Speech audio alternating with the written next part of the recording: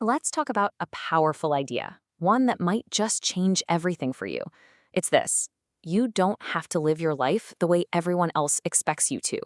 Today, we're diving deep into the art of nonconformity and figuring out how you can start living life on your own terms right now. So let me just ask you straight up. Are you really living life on your own terms? Or are you kind of following a script that somebody else wrote for you? It's a huge question, I know, but answering it honestly might just be the key to unlocking a much more remarkable life. Now, our guide on this journey is a guy named Chris Guillebeau. And this isn't just some theory for him. He has lived it. He's an author, an entrepreneur, and get this, he's traveled to every single country in the world, all 193 of them. He literally forged his own path across the globe. And hey, before we really dive in, if you get some value from this, a quick like and a comment with your thoughts would be awesome. It really helps the channel. Okay, let's get into it. So, what's the biggest thing holding us back from living an unconventional life? It's not usually a lack of money or a lack of ideas. No, it's something we all feel, this constant, unspoken pressure to just fit in, to conform. You've definitely heard this before, right? Probably when you were a kid. A parent or a teacher would say, "If everyone else jumped off a bridge, would you do it too?" And of course, the answer was always a loud and clear, "No way." It was meant to teach us to think for ourselves. But here's the really weird thing that happens. As we get older, that whole logic, it just flips on its head. We start looking around and we see all our friends and colleagues marching down the exact same narrow path with their careers, their finances, their life choices. And all of a sudden, the question isn't, why are you jumping? The question becomes, hey, everyone else is jumping off this bridge. What's wrong with you? Why aren't you jumping too? And that right there is the pressure to conform in a nutshell. Breaking free from that is step one. Okay, so where in the world do we even start? Well, the first pillar of nonconformity is all about confronting the single biggest thing that holds most of us back. It's time to talk about smashing through that brick wall of fear. First off, we need to get something straight about courage. Courage is not being fearless. Nobody is fearless. Real courage is feeling that fear, acknowledging it's there, and then acting anyway. You can think of it like a muscle. It's a skill you can build, not some magic trait you're either born with or you're not. Chris breaks fear down into three main types. The fear of failure, yeah, that one's pretty obvious. But the fear of success is just as real, and it can be paralyzing. Like, what if you actually succeed and your whole life has to change?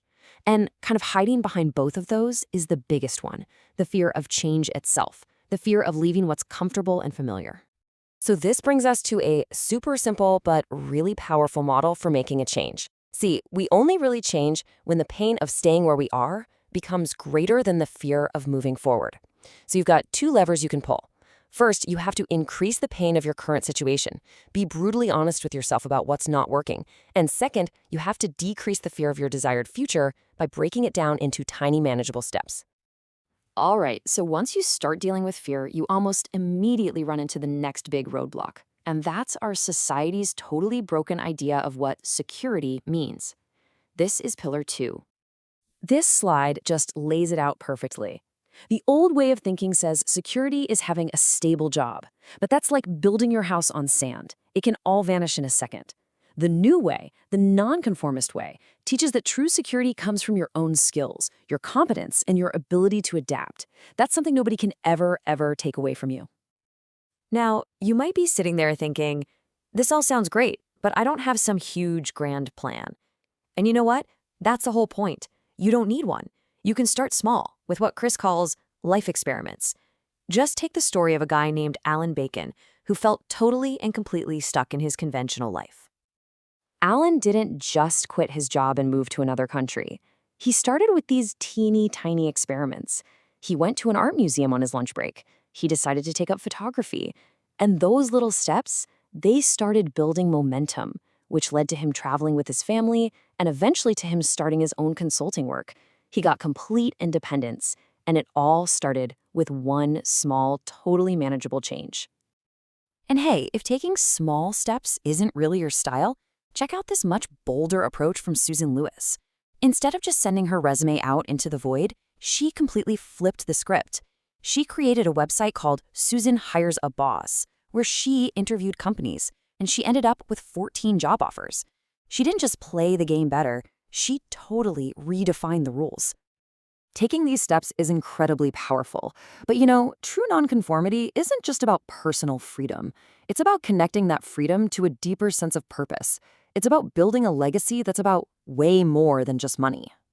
And this whole idea really boils down to two critical questions. First, what do you really want to get out of life? It's amazing how few of us ever stop to actually answer that question for ourselves. And the second one is just as important.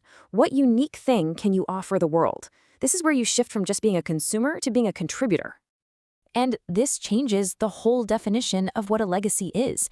It's not some dusty inheritance you leave behind when you're gone. Your legacy is an active project. It's the story you're telling with your life, the influence you have on people, the relationships you build, and it starts right now, today. Chris calls this idea selfish generosity. After 9/11, he and his wife moved to West Africa to do volunteer work, and everyone told them how sacrificial that was. But they realized something amazing.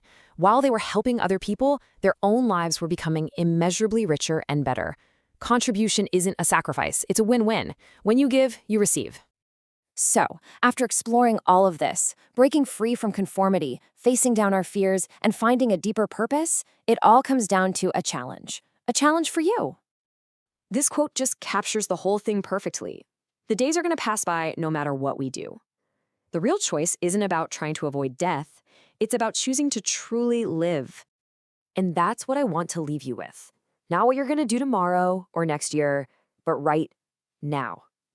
It doesn't have to be some massive life-altering thing. It could just be starting that tiny life experiment, or having that one difficult conversation, or maybe just finally asking yourself, what do I really want? So what is the bravest choice you can make today?